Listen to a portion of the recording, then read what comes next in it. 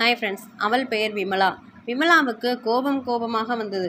எப்படித்தான் 30 வருஷம் இந்த மனுஷனோடு குடும்பம் நடத்தினேனோ, 2 பிள்ளைகளை வளர்த்தேனோ, நல்ல வேலை 2 பெண்களுக்கும் நல்ல இடத்தில் கல்யாணம் முடித்து வெளிநாடு பறந்து விட்டனர். ஒருத்தி பாரிஸில், இன்னொருத்தி லண்டனில். வாட்ஸ்அப்பில் அவர்களுடன் பேசினாலே இவருக்கு பொசுவென்று கோபம் வருகிறது. அப்பா என்று கூப்பிட்டால் தலைக்கு மேல் வேலை இருக்கிறது என்று சிறுசிறுத்தால் அதுகள் என்ன செய்யும்? எனக்கு ஒரே ஆறுதல் அந்த பிள்ளைகள் தான். தினசரியா பேச முடிகிறது. அதுகளுக்கு வேலை, குடும்பம், பொறுப்பு இருக்கிறதே.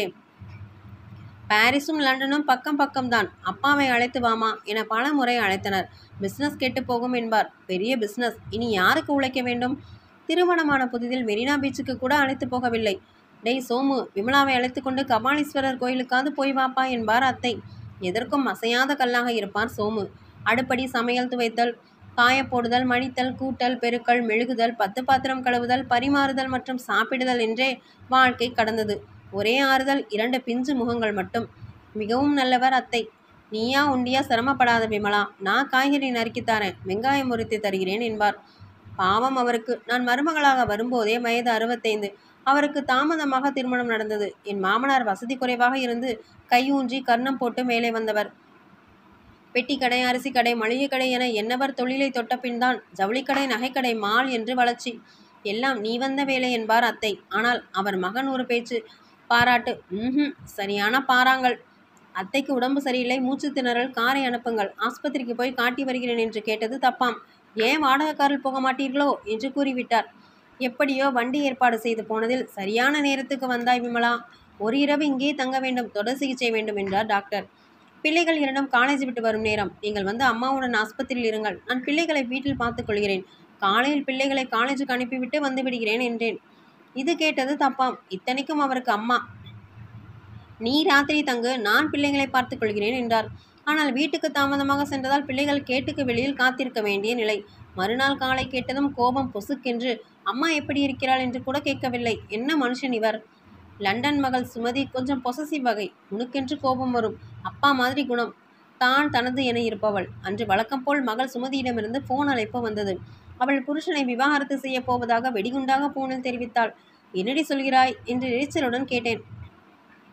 ஆமாம் அம்மா, என்னால் முடியல, ஒதுங்கிடலாம் என முடிவெடுத்து விட்டேன்.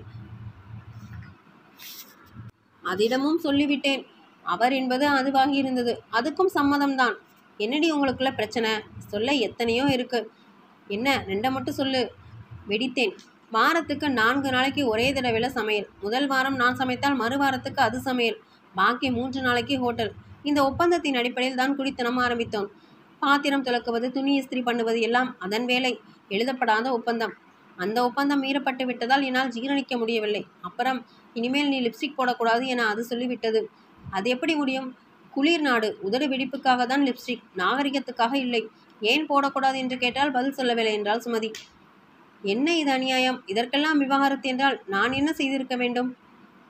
அத்தையிடம் கூறியதும் மிக அழகாக தீர்வு சொன்னார். நீ என் மகனிடம் படுற சிரமம் தான் ரொம்ப ஜாஸ்தி. அதுவும் சுமதிக்கு தெரியும். அதனால நீயும் என் கணவரை விவாகரத்து பண்ண போறேன் என சொல்லு என்றார் அத்தை. நினைத்து பார்க்கவே முடியவில்லை என்னால். நான் தயங்க போனை வாங்கி பாட்டி பேசுறேன் சுமதி. நீ சொன்னது அந்த நாட்டில் சகஜம்தான். இங்கே உன் அம்மா என் மகனிடம் 30 வருஷம் கஷ்டப்பட்டதால ஜீவனாம்சத்தோட விவாகரத்து வழக்கு போட போறா. அது தெரியுமா உனக்கு என்றார் அத்தை. அந்த பக்கம் இருந்து குரல் இல்லை. போனையும் ஆஃப் செய்து விட்டாள். என் கணவரிடமும் நான் விவாகரத்து செய்ய போவதாக சொல்லிவிட்டார் அத்தை. பாறாங்கல் கொஞ்சம் அசைந்தது. நான் என்ன தப்பு பண்ணினேன் என்றார் கணவர் சோமு. மூளைக்கு ஒருவராக உட்கார்ந்திருந்தோம். திடீரென்று சுமதியும் அவளது கணவரும், பாரிஸிலிருந்து வாசுகியும் அவளது கணவரும் வந்தனர். வந்தவுடனே பெரும் குரலில், என்ன ஆச்சு உங்களுக்கு என்றாள் சுமதி. உனக்கு வர்ற வேதனை உங்க அம்மாவுக்கு வராதா என்றார் அத்தை. சும்மா தானே மிரட்டினீர்கள் என்றாள் வாசுகி. சலனமே இல்லாமல் இருந்த என் நிலை அவர்களுக்கு பயம் அளித்திருக்கும். அம்மா அம்மாவென கதறியவள், நான் முடிவை மாற்றிக்கிட்டேன், விவாகரத்து செய்யல, அவரோடவே வாழ்கிறேன், நீயும் விட்டுக்கொடு அம்மா என்றாள் சுமதி. இத்தனையான பிறகு நீ எப்படி முடியும் என்றார் அத்தை. நான் சாமியார் ஆகிவிடுகிறேன், எல்லா சொத்தும் அவளே அனுபவிக்கட்டும் என்றார் பாறாங்கல்லான சோமு. இறுதியாக, விமலா, நீயும் விவாகரத்து வழக்கு போடாத, சுமதியும் விவாகரத்து பெட்டிஷனை ரத்து செய்ய வைக்கிறேன் என்றார் அத்தை. மகள்களுக்கும் பாறாங்களுக்கும் இது ஒரு நாடகம் என்று தெரியாமல் போனதுதான் ஆச்சரியத்திலும் ஆச்சரியம்.